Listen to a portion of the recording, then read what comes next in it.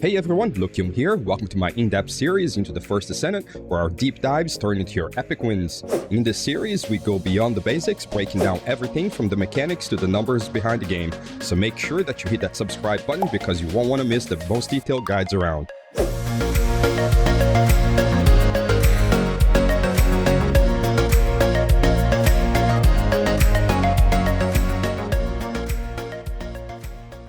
Hey, what's up everyone? I'm following up with our last video where I said I'll be running an experiment to get to the bottom of these crazy drop chances that some of you are experiencing. Today I'm bringing you the full details for the experiment, the submission form where you can drop your data, and the link to the results spreadsheet. At first, the results will only include the submission data, but once we have collected enough data, somewhere between 1,000 and 2,000 entries, I will add the analysis and comparisons to the spreadsheet as well. Before we jump into the step-by-step instructions, let me give you a quick overview of what this experiment is all about and why your participation is so crucial, especially if you haven't seen the last two videos. You can check the card on the screen and the link in the post description if you'd like to watch them. So here's the deal. We're trying to figure out if there are any hidden factors affecting drop rates in the First Descendant. Maybe it's whether you're hunting for the last piece of a set, if you're a free-to-play or a paid player, or even something else that we haven't considered yet. We're going to collect data from thousands and, if all goes well, potentially hundreds of thousands of runs to see if there is any truth to these suspicions. The experiment is simple. You'll be running the Sepulchre infiltration operation, which is in Vespers, on hard mode to gather Amorphous Material 76, and then heading to the Devourer to open them until you get 2 crystallization catalysts. The data we're interested in is how many attempts it takes to get that second catalyst after you've reset by getting the first one. The best part, the results of this experiment could change how we understand drop chances in this game, maybe even how developers approach drop rates in the future, and that's why we need as much accurate data as possible. And let's not forget, you're getting 2 catalysts in the process. And here's how you can really make an impact. Not only can you help by participating in the experiment, but if you watch this video all the way through and check back every few days, you help push it to way more players, because the YouTube algorithm really likes videos that have maximum watch time. So your full view really counts. And I'll also be updating the pinned comment with new findings and results as we go. So by checking back regularly, you stay in the loop and help the video reach even more players. We're building something really special here, and with your help, we're gonna crack this mystery wide open. So let's do this together. So the first thing we're gonna do is to gather Amorphous Material 76 by running the infiltration operation Sepulchre on hard mode. I recommend running a 220% kill score because it will guarantee getting 2 amorphous materials, and should be way easier after the last update that just dropped yesterday.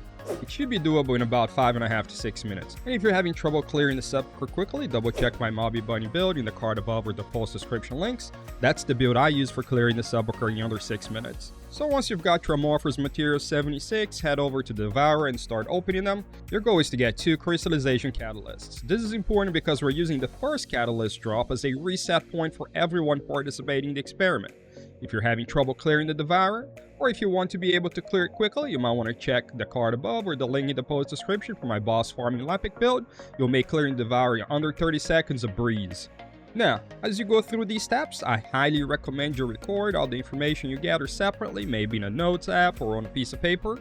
And then once you've completed the entire process, getting both your first and second crystallization catalysts, then you can come back to the submission form and fill it out all at once. This will help you avoid losing any data and keep everything nice and organized.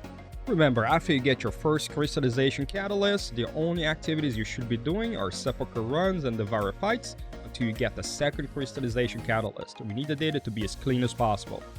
As you can see in the footage, we're also recording a few other data points relating to the other items that dropped from Amorphous Material 76. We're mainly looking for how many of each we currently have at the time we get the first catalyst, and at the time we get the second catalyst. This will give us how many we got of each without anyone having to do any math.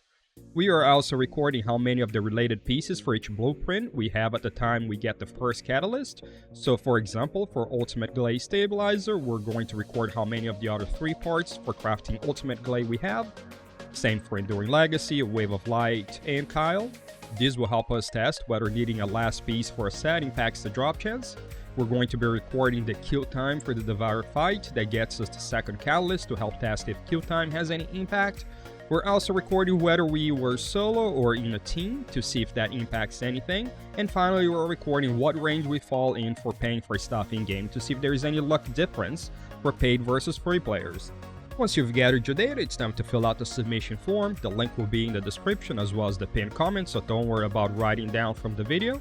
It may look long, but takes less than 2 minutes to fill in. Let's go through it step by step. First, for player info, anonymity, and contact, you can choose to anonymize your player tag in the public spreadsheet. If you're cool with me reaching out for any follow-up question about your data, you can check yes on the contact option. This is totally up to you. I'm only going to be reaching out if there's something special about your data that seems outside of the norm and that could give some insight for the experiment. Next, we have the initial parameters. Here you'll record the data you noted down right after getting your first crystallization catalyst. This helps us ensure everyone's starting from a similar point and gives us the information to test for the last crafting item left theory, as well as the initial values for calculating how many of each blueprint we got. Next, it's time to fill out the final results section. The key piece of data here is how many attempts it took to get that second catalyst. This is the main thing we'll be comparing across all participants. Also, don't forget to note your queue time on the Devour fight where you got the catalyst. You can see this by holding the mission results button right after the fight. I know that that's F2 on PC, I'm not sure what the button is on console. You're also going to be recording whether you were solo or in a team. If you've spent any money on the game, this will help us see if any of these factors influence drop chances. Once you've filled everything in from your notes, just hit submit and you'll be good to go. Remember, you're welcome to participate as many times you want.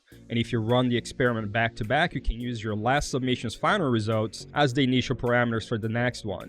And if you want to be part of the conversation, drop a comment below or join the discussion on Reddit. I'll be posting a thread in the main First Descendant subreddit where you can share your thoughts, ask questions, and suggest other variables we could test in the future. The link will be in the pinned comment below. And don't forget to upvote on Reddit so that other players can hear about the experiment as well. If you want to reach out to me quickly about the experiment, the easiest way is probably going to be to go through the Discord. The link is in the description.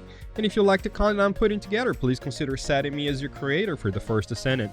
It's super quick and easy, and the steps for PC are playing on the screen right now. And if you're on console, the link is on the description. And that's gonna be it for today. Thank you so much for being part of this groundbreaking community experiment. Together, we're gonna uncover the truth about these drop rates once and for all. If you're as excited as I am, make sure to hit that like button, subscribe, and share this video everywhere. Twitter, Reddit, Facebook, Discord, you name it. The more people that get involved, the better our data will be. So let's get out there and start breaking those amorphous materials down. Until next time, stay lucky out there. And if you haven't already, check out my latest build or in-depth guides by clicking on the video on the screen now. You don't want to miss them.